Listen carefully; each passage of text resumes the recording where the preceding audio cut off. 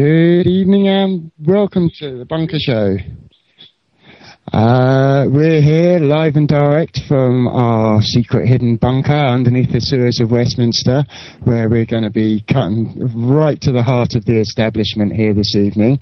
And first of all, let me introduce you to the rest of my Bunker Show crew here this evening. The lady with the big silly smile, here's Helen. Good evening, guys. Thanks for tuning in. We've got a great show tonight with a brilliant guest with loads of information, lots of eye-opening stuff that I hope you'll enjoy. Don't forget to join us in the chat room. If you've got any questions, feedback, comments you want us to air, then we'll get to that. I'm just hearing in the chat room that it's silent, so I'm just checking that out. Are we live? And I'll pass you over to Jimmy, and we'll hope it is running. Howdy there, and I hope I'm just not projecting the sense of silence here. Good evening here, and over to Fabrice. Paul in Spain. Yeah, what's the problem? Stream 4 is down. Okay.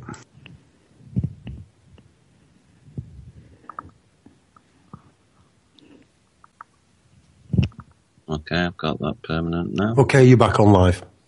Good evening and welcome to the Bunker Show. Sorry for the late start, and I'd introduced my co-hosts Helen and Jimmy, and just for all those people who don't know, we have the Bunker Show chat room. So if you'd like to go to www.citycom and join the chat room straight from there, it's always good to hear your views and opinions.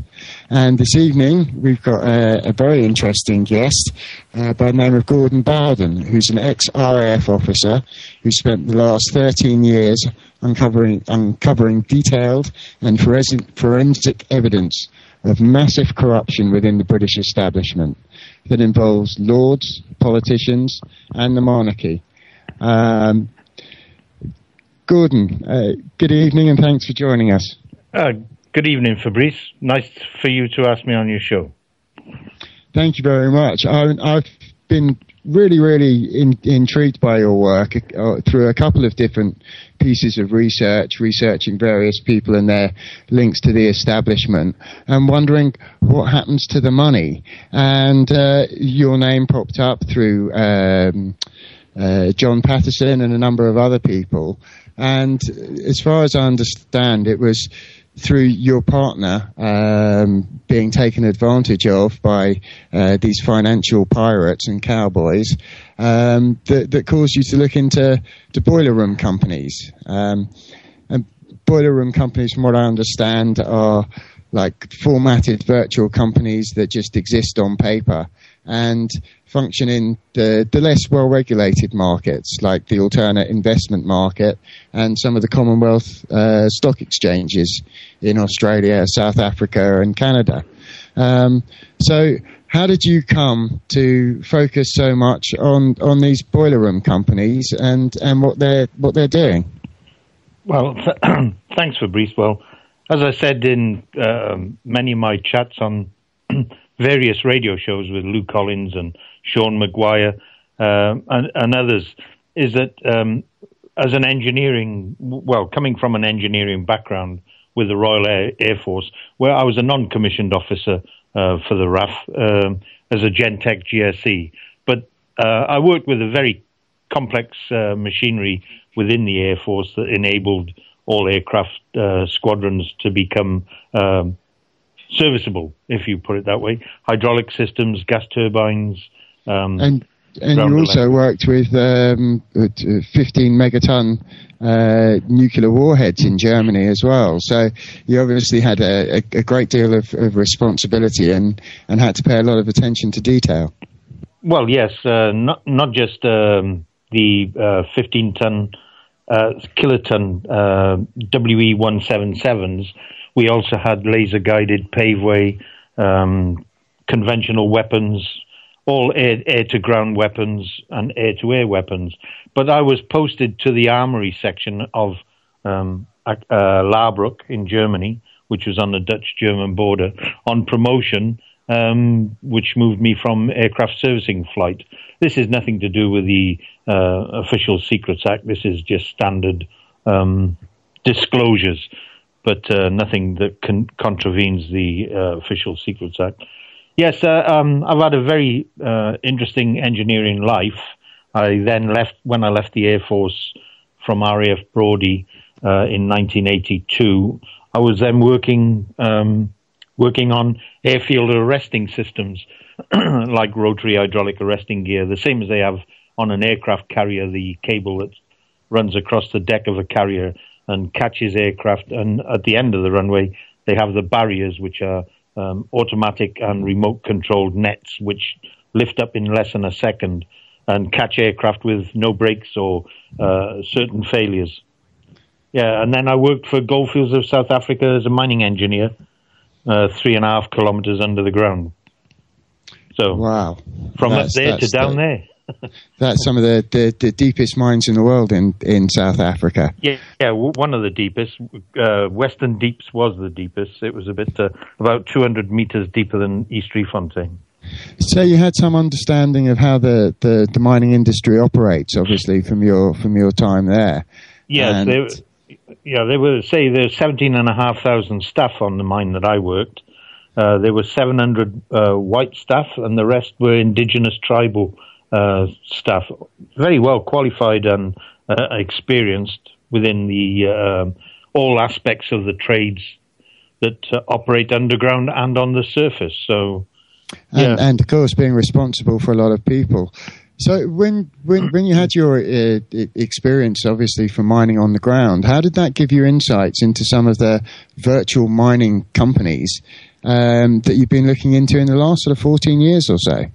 Well, basically, it covers my trade experience involved working with other technical trades on the mine, and that included the stopers, developers, shaft sinkers, onsetters, banksmen, winder engine drivers, reduction works.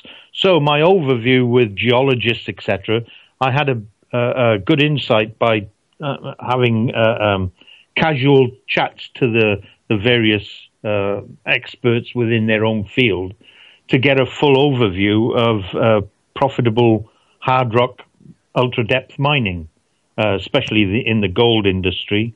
But most of the people that I worked with had previous experience on copper mines, diamond mines.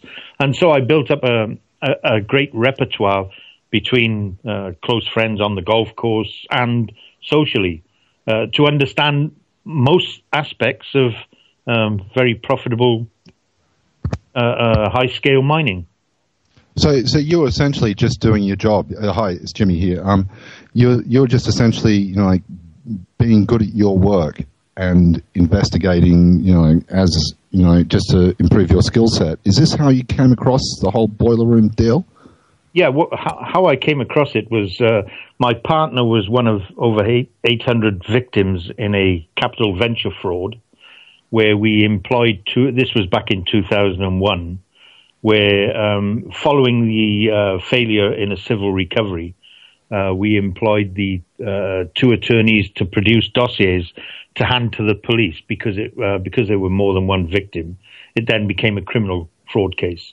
And the police conducted extensive investigations, and I conducted my own because I found it quite amazing how you could steal over $130 million, and that was just the South African victims, where money was conduited back into the City of London.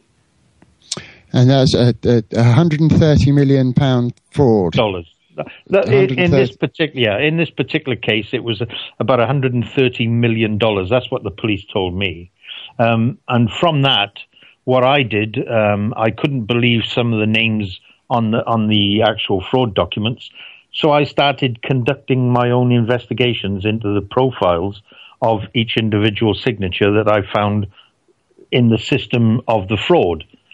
And by doing so, I used a very, very high-ranking ex-intelligence officer of the old military apartheid government. And I worked then with South Africa's, one of the South Africa's top private investigators, Christian Botha, an ex-police officer. And he brought, I asked him both people to recover some documents, which then gave me a better insight as you would as a military person, and that's know your enemy, which I found to be very enlightening. Well, you seem like, from what I gather, that you're very thorough with in terms of if somebody's name appears on a sheet of paper, doing thorough diligence in terms of working out what their previous history is, who they associate with, what their past business dealings are like, and extrapolating the results, which is something that a lot of people can do in various fields by looking into who is associated with who. And it seems that you've gained a lot of traction in that way in terms of putting the pieces together. Well, in the Royal Air Force, in the engineering sections, when you work with high-cost assets and high-cost naughty banging things, you have to be very accurate in what you sign as your daily work record. And if there was an accident with a £15 million aircraft where pilots are lost, all the paperwork associated to that aircraft through a servicing schedule is then stored into a safe and then used in a court-martial. So I fully understood the importance of individual and collective accountability. And this is the way I've always worked all my life. When you have the safety of your own men, whether it be junior airmen or mining staff, you have a responsibility to conduct yourself in the most proficient and professional manner, which I've tried to do. And of course, looking into the facts and events that happen, and also making sure there's no loose ends. Because one way I came across some of your work was in regards to a £17.8 million donation to the Conservative Party, which involved a bit of a discussion between the Conservative Party and the Labour Party leadership at the time about new electoral rules. And obviously that was quite a big donation. And when I looked into it, it again led me to some of your work amongst others, going right back to Mark Thatcher. Even better, because some of the documents that I saw from the police investigations into my partner's fraud resulted in a specific file that I had vision of, where one of the people involved in my partner's fraud, his name was Nico Sheffer. If anybody liked to do a research on this charming gentleman in Africa and his little tour of duty, I would say, throughout the Democratic Republic of the Congo and diamond dealing, that's blood diamond dealing, working with Muammar Gaddafi and Charles Taylor, you can understand the caliber of person that was involved in my partner's fraud.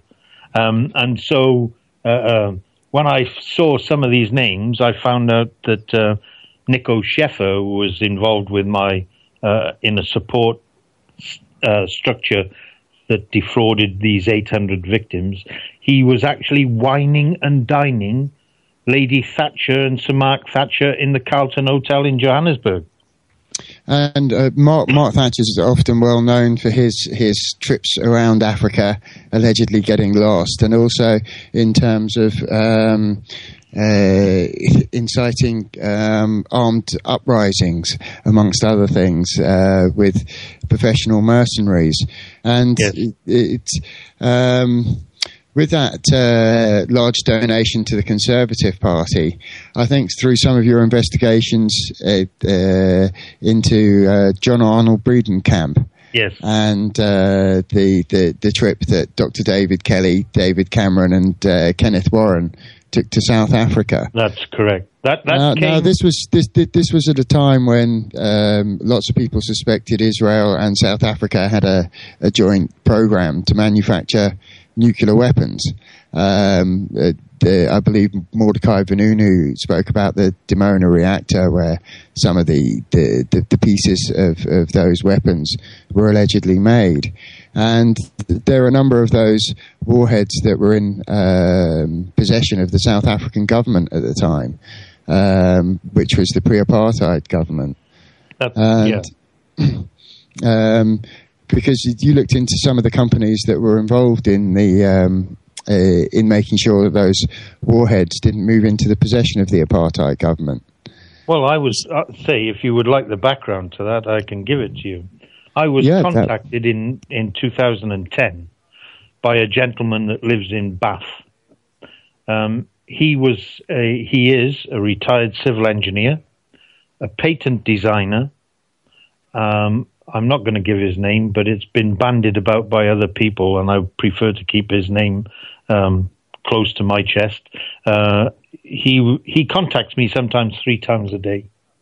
This man is a man of the highest regards in my eyes for his professionalism and his engineering capabilities as a designer. He worked for Rolls-Royce Nuclear in Derby, which was the submarine division. He also had MOD contracts, and his machinery was used in the transportation of containers, 20-foot ISO containers. Hence his personal involvement, where he was taken to Pelham Harbour, which is just north of Pretoria. And he and his fellow friends later were to tell him of the total operation, which evolved around Lord Douglas Hoyle and Margaret Beckett confronting the Tories, which is recorded in Hansard, June the 22nd, 1993, starting from column 197 as to where and who was the donor of 17.8 million into the near empty Tory accounts. Yes, which if they didn't have it, they wouldn't have been able to fight the 1992 general election. Which they subsequently won from John Major's government with the help of a large advertising campaign. Yeah, exactly. Sorry, but I was just wondering, just in your opinion, how rife do you think this practice is? Just generally in corporate world and in the political world. Well, I can assure you, I swear before God, if ever there was a need to swear on a Bible, that the material that I've been uncovering in the last 14 years would lock David Cameron, Tony Blair, Gordon Brown up for 25 years for treason and aiding and assisting international organized crime syndicates. That's how convinced I am as a professional ex-engineer for the Royal Air Force. I assure you, I have material here that would, if it was made public by a major media concern, including the BBC, who won't because they are complicit, and I can prove it, even with the head of the BBC, Lord Anthony William Hall, where I will, if you want to go into that tonight, we can do, but is that this syndicate, as I call them, I have extensively dismantled their boiler rooms, which is where my partner's fraud led me to back in 2002 when I did some of the document recovery. It emanated out of Finchley Road. That was the main origins.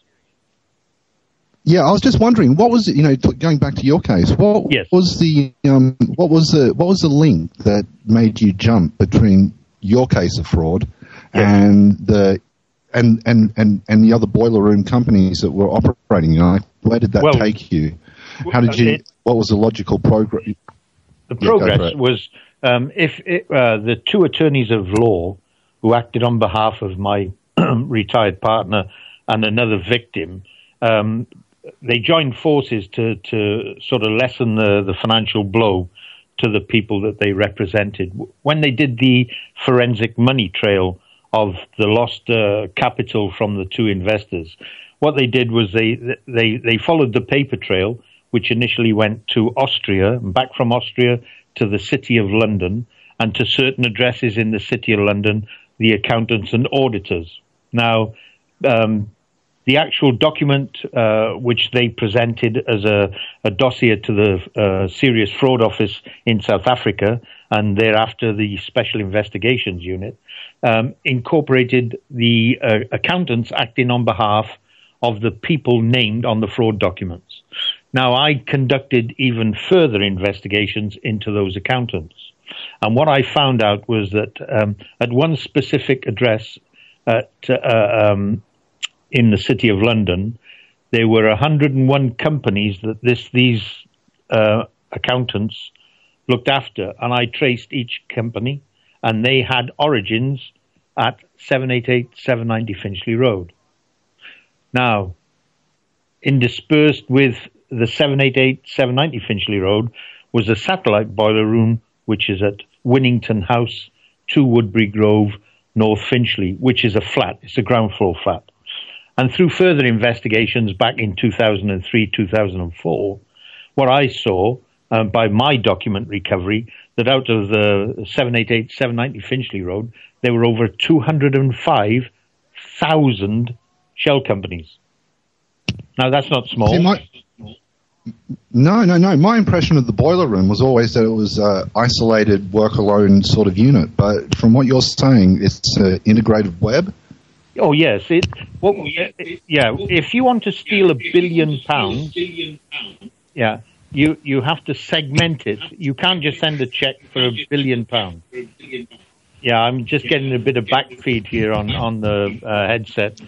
I don't know if there's... Okay. No, you're coming through fine here. You're coming through fine here. I'm just getting backfeed on my headset. So if you wanted to steal £1 billion, never mind 130 million, if you wanted to steal £1 billion, you cannot just send a check from A to B of £1 billion because it's too easy to do the money trail. And in order to keep it away from Serious Fraud Office or the Met Police, what they set up is boiler room experts, which are accountants and auditors. Do you understand? Who are complicit, who know how to move £1 billion. And by doing so, they have to fragment it into smaller amounts. And then what I uncovered in 2002, 2003 was that I started to follow some of these companies that moved out of the 205,000 companies. And what I found was people like the Mafia and Silvero Berlusconi, the Italian Prime Minister. You know, logic would dictate that, such big movements, such big kind of shifting of finances and actual money, wouldn't go unnoticed. Somebody somewhere must be seeing a red light go up. Well, anybody with any common sense would see it because I spotted it straight away. And what I saw was, by doing a bit of basic research, what I uncovered was that people like David Mackenzie Donald Mills, the husband of Tessa Jowell, this lady that's fighting for the London mayor's job or something like that, I believe, is that, her husband, David Mackenzie Donald Mills, was brought before the Italian courts and prosecuted for aiding and assisting massive money laundering structures for Silvero Berlusconi and the Mafia. And to do that, he structured over 100 companies, which I had found, that operated out of 788, 790 Finchley Road, who were the originators or the complicit assistants to set up and structure these companies. And it's quite exceptional for somebody to actually come to trial for these financial matters in the case of the Berlusconi fraud. And it was hundreds of millions that they were talking about there. Oh, yeah.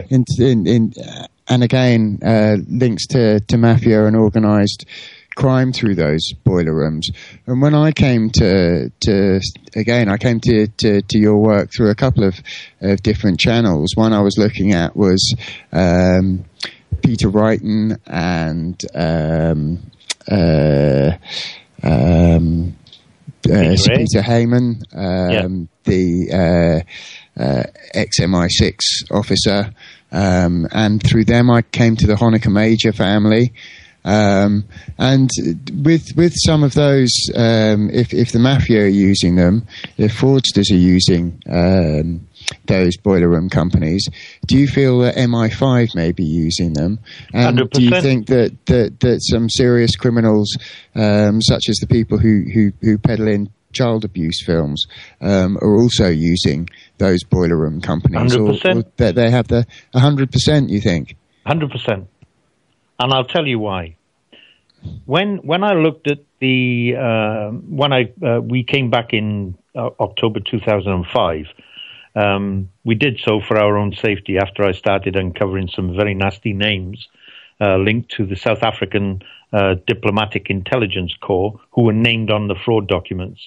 But obviously they didn't state that they were ex-apartheid government, military intelligence, but I found out that they were ex-colonel in the military intelligence, and one is currently working for the United Nations. His name is Christoffel Petrus du Toit, and he was the main instigator on the fraud documents. And I traced his full background with the aid and assistance of, as I said, one of South Africa's best private investigators and an ex-Special Forces officer. So, as I said, I've done the research into who they were, but the links back to London were the more critical, because it's just the same as follow the money. And when you follow the money to certain addresses where you note that multiple other cases of billion-pound fraud have been orchestrated out of those very addresses. And if there's ex-intelligence and ex-military officers doing such things, and if they have clearance from their intelligence agency to be allowed to do such things, what do you think the chances are for? Well, there's a couple of potentials really for intelligence agencies to run their own grey operations, like off-the-book operations without oversight, and fund them through those organisations. And what do you think the chances are of maybe ex-military or ex-intelligence officers continuing with those type of operations, giving the appearance of being covered by Crown immunity through being associated with intelligence agencies? I don't think there's any Crown immunity for fraud, theft and money laundering where they steal from little tiny people. Not in my books. I'm entirely in agreement with you there. But I don't care. A number of the people that you mentioned are privy councillors, which a privy councillor is somebody who's either been a cabinet minister or a very senior judge and is appointed personally by the Queen. And essentially, most people, they have Right Honourable before their name if they're a 100%. Member of the Privy Council, and they don't seem to be anything. They seem to be anything but right and honourable in a lot of their dealings, but seem to be in a lot of ways above question because they've been able to get away with losing police reports and such like. And yeah. Absolutely. Every person that I have spoken to in the last 6 years of my life that has put on a uniform for this country, when I've shown them some of the documents, like myself, they wanted to vomit. They wanted to vomit because all the belief that they had in the honesty and in integrity and trust of the people who sent myself and many other people, thousands of us, to go and do dirty work for corrupt politicians on the other side of the world. And when you've seen that in terms of police records disappearing, as been in the news recently, and you've done quite a lot of thorough research in terms of company records, I know you're very diligent with taking those files and making sure that they're backed up and in safe places. Have you found that in your investigations that company records maybe you looked at 2, 3, 4 years ago aren't available anymore, or they've been altered or changed?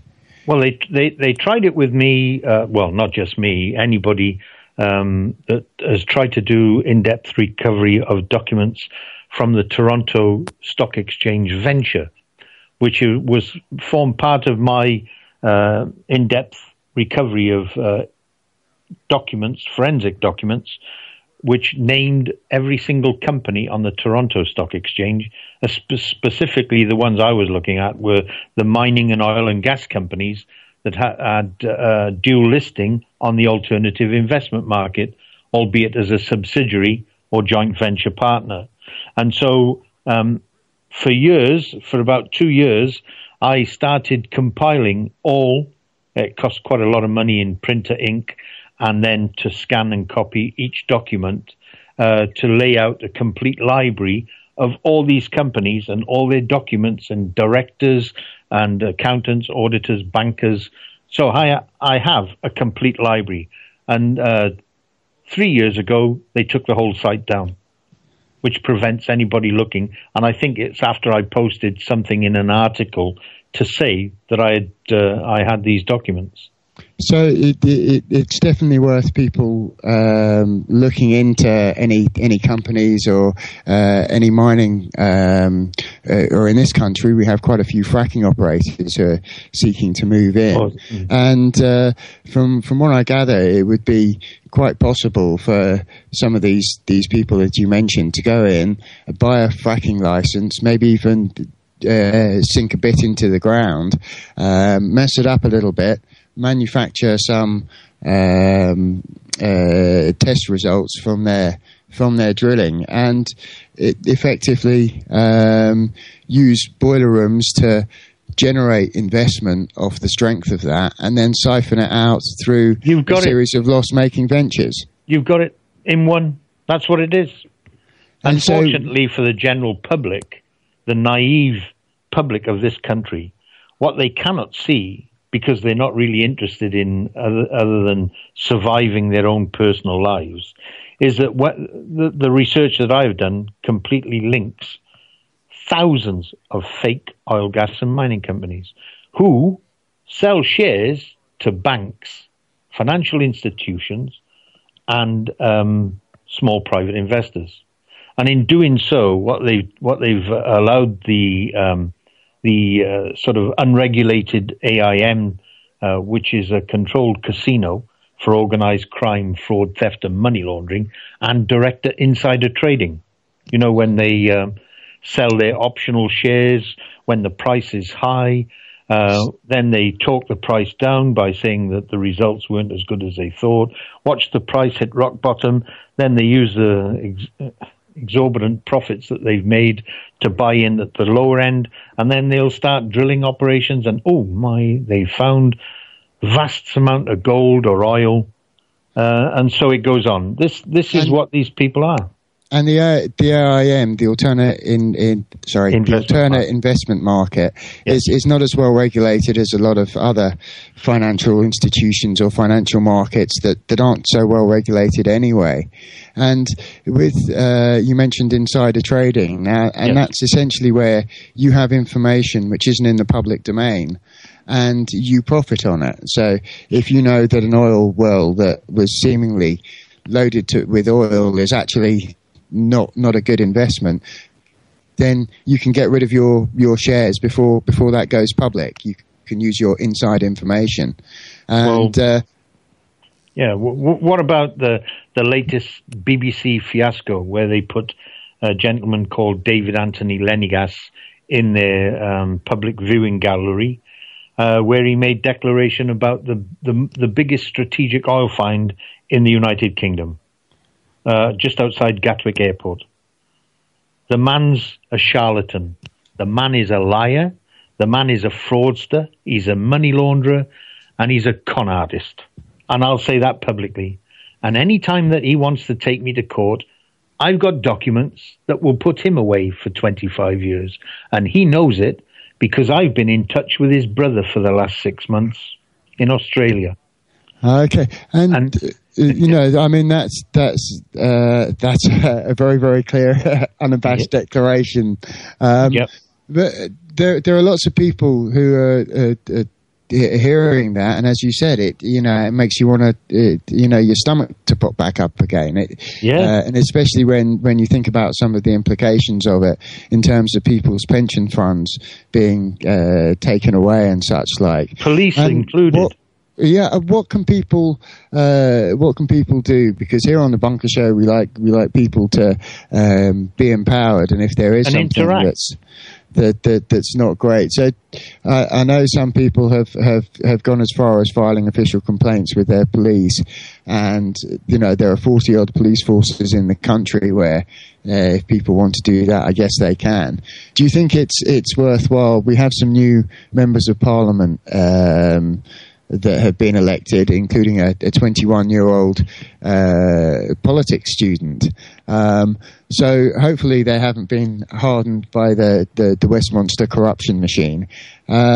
So do you think that there are some people or some ways of engaging the system to leverage pressure, as obviously the mainstream is somewhat resistant, because we all know who their advertisers are and yes, how much are the kickbacks that they receive. And actually, as you've outlined, a number of organisations like Press TV and even RT even have links with Finchley Road addresses. So in the face of that, what would you say would be the best thing for the listeners of the Bunker Show to go out and do? Well, there's only one way, is to try to disprove what I'm telling you, and then to act upon that, to tell your family, your friends, and to make a sort of stand against what's happening. We don't need to have austerity measures. I know exactly where billions has been laundered to. And not just that, I know how they did it, who did it, and where they moved the money. And if it's talked about the proceeds of crime recovery, I assure you, I have offered my services to various police forces.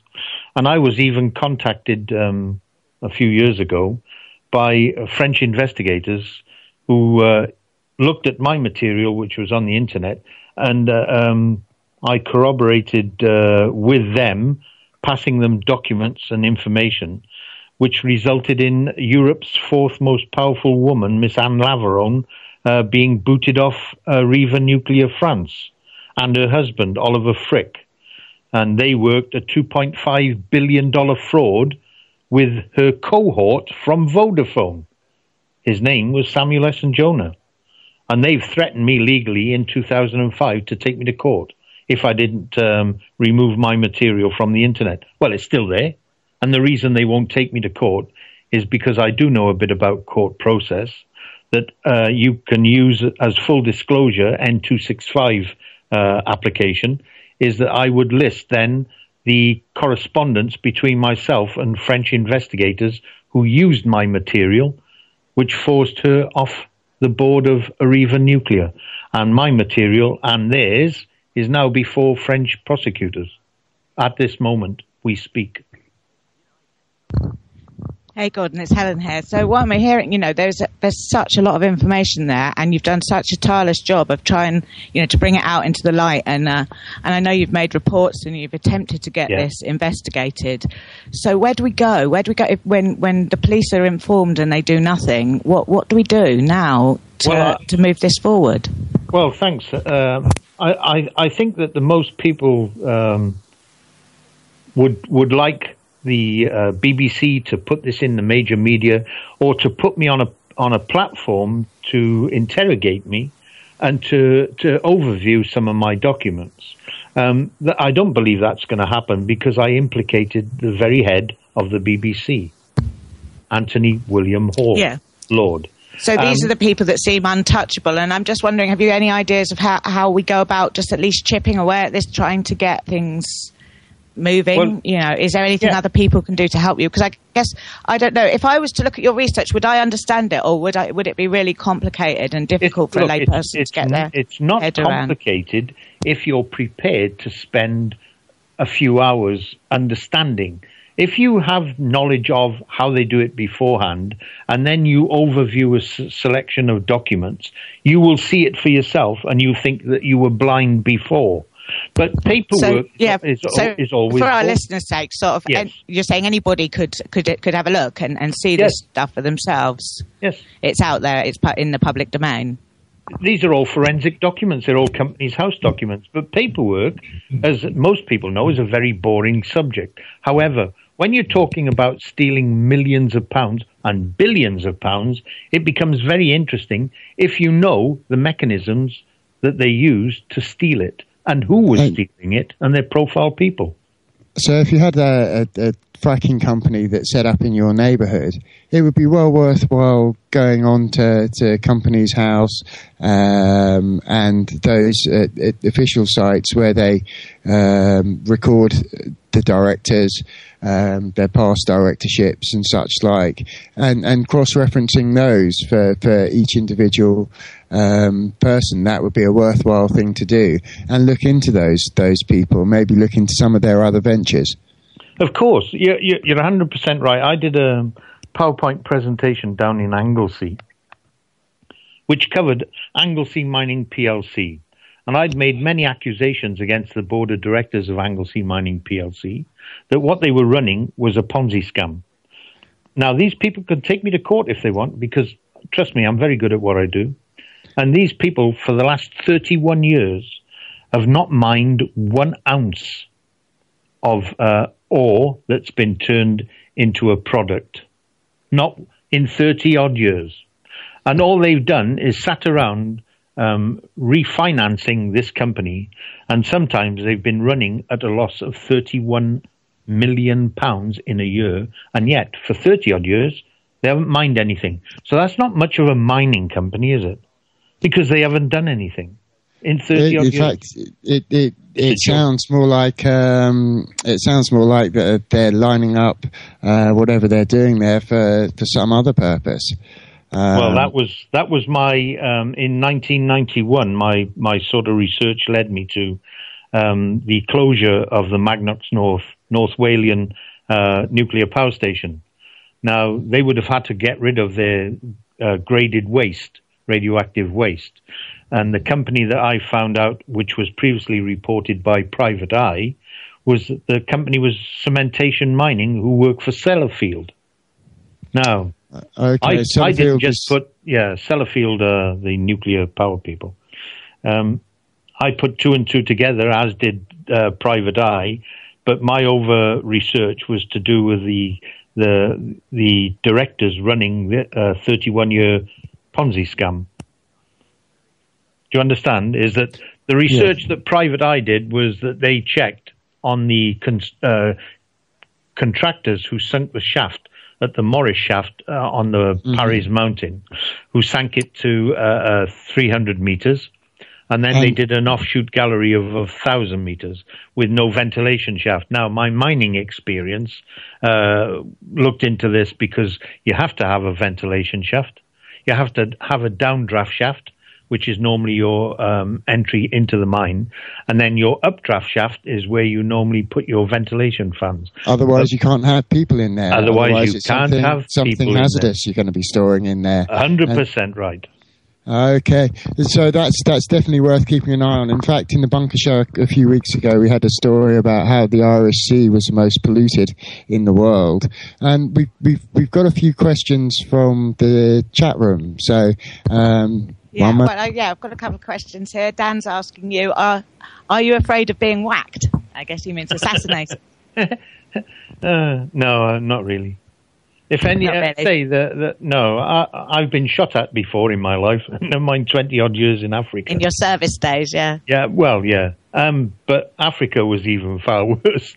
No, look, my material is out there on the internet and by various articles. And if anything should happen to me, I believe that those people who are responsible will one day be brought to book. However, I'm 64 years of age. I've had a very good life. I'm just trying to leave my place a better place for everybody. And if people just want to stick their heads in the sand, I'm just trying my best. That's a brilliant answer. I've also got a question. What motivates you? Which I think you're kind of answering anyway. Well, I think in your previous answer. But did you want to say anything to that? Yeah, I think that if you go through life and you don't do anything, nothing's going to change. And I think if you stand back and let this happen to this country, which I was very proud of serving for, is that the people that are doing this, they are the top. They are the people who are protecting these syndicates. And I include our Right Honourable David Cameron because, trust me, I could hold him to account, and all the others who are protecting these inner circle syndicates. It's very simple. As a military man, I try to focus on a weakness that I've uncovered. And trust me, it's Finchley Road. 788, 790 Finchley Road will be the Pandora's box for David Cameron, Tony Blair, and all the cronies that have protected these addresses for a cut of the wonga. Trust me. Anybody with an ounce of intelligence and a computer and a mouse, if they were to spend a couple of hours a week and have a look at that address and everything that's ever emanated out of that address, and those, in my books, there are over 30 interlocking Finchley Road satellite boiler rooms that are all connected by common. So that's 788 to 790 Finchley Road, is that right? Yeah. And another question I've got here is, have you ever been approached by MI6 to keep your mouth shut? Oh, I've been threatened before, don't worry. And you have been. I won't, because I've been offered a lot of money as well to shut up. This is not about money for me.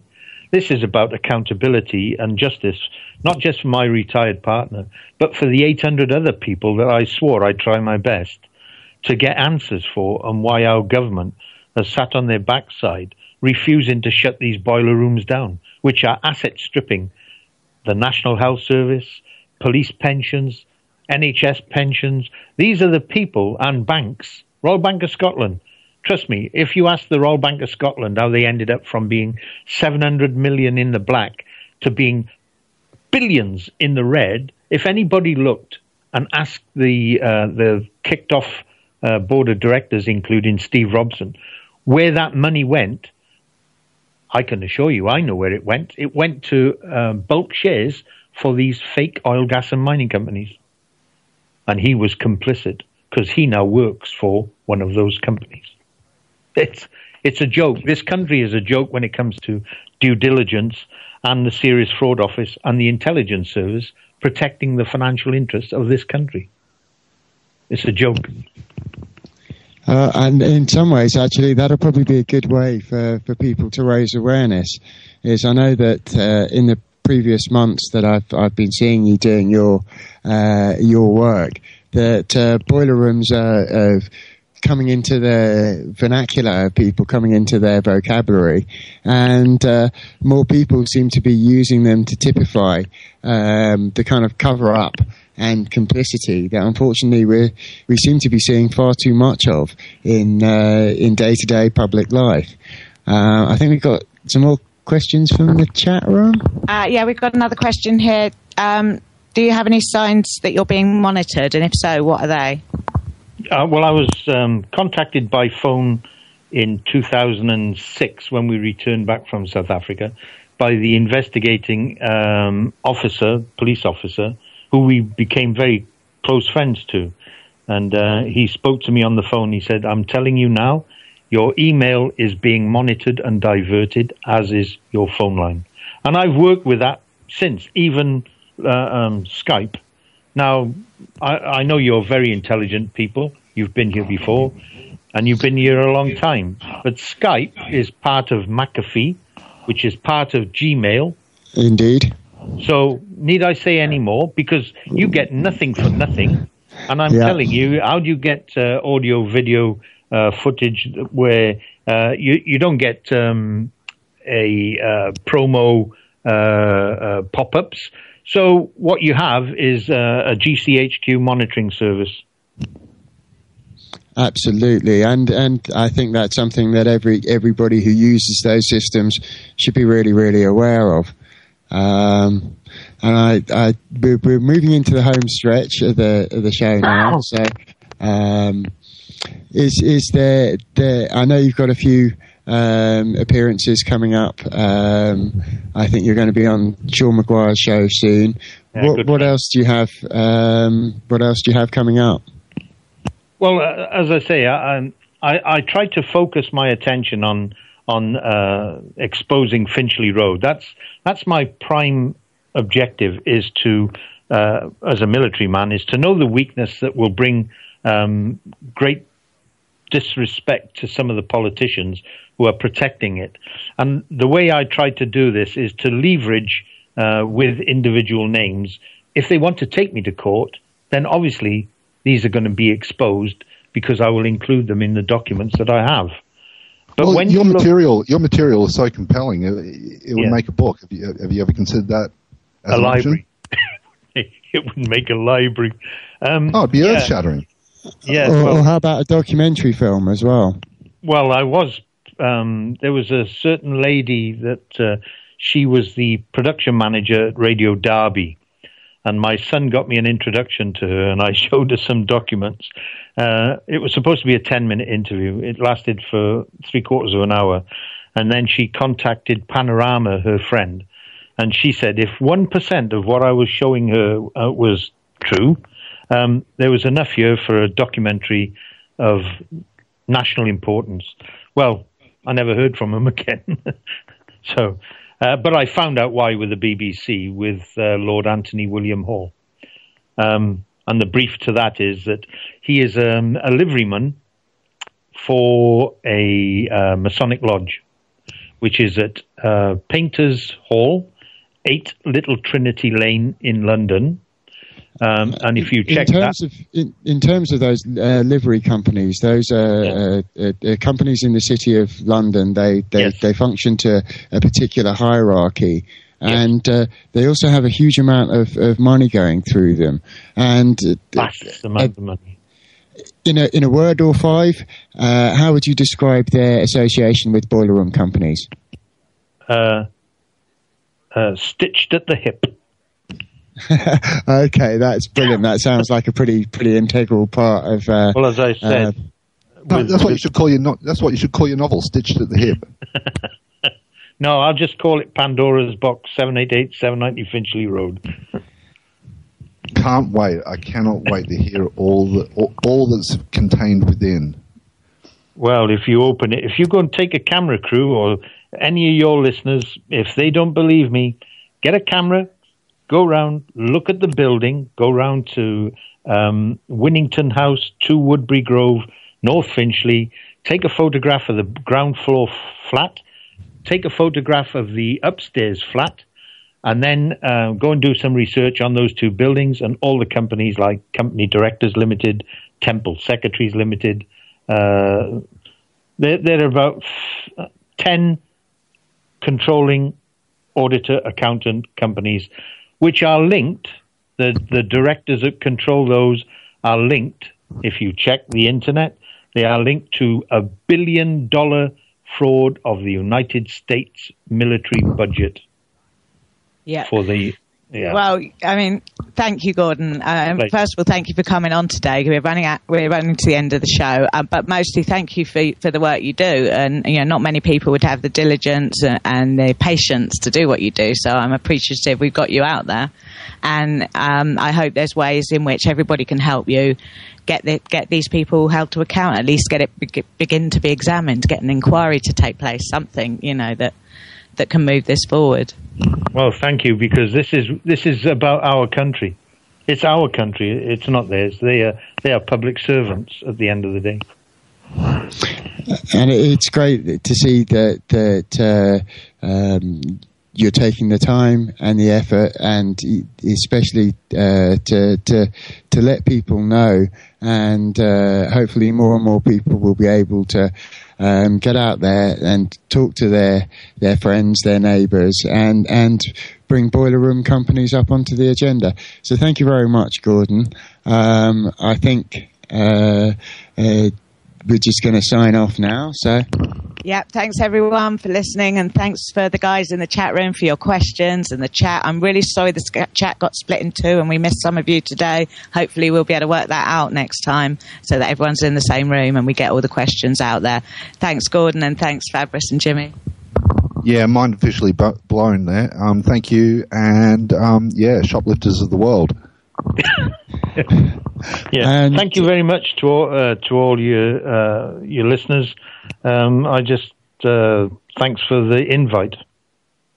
You're welcome, Gordon. Thank you ever so much for taking the time to join us here, where we've been really fortunate to have the Dark City guys at darkcityradio.com do a fantastic job of putting us on. They've got some great entertainment coming up later this evening with the Dark City Cannabis Compassion Club, and also on Dark City Radio with the Max Steel Show later on. They've got Kevin Annette as their guest from the International Criminal Tribunal against Church and State, so that should be an interesting show. And, of course, we're going to be here next week with the Bunker Show. We've got our special guest, Gary Capps, and we're going to be coming from the Old Bailey Bunker, where we're going to be blowing the lid off some of the legal system. And thank you ever so much to all the people on the Bunker Show for joining us for another great show.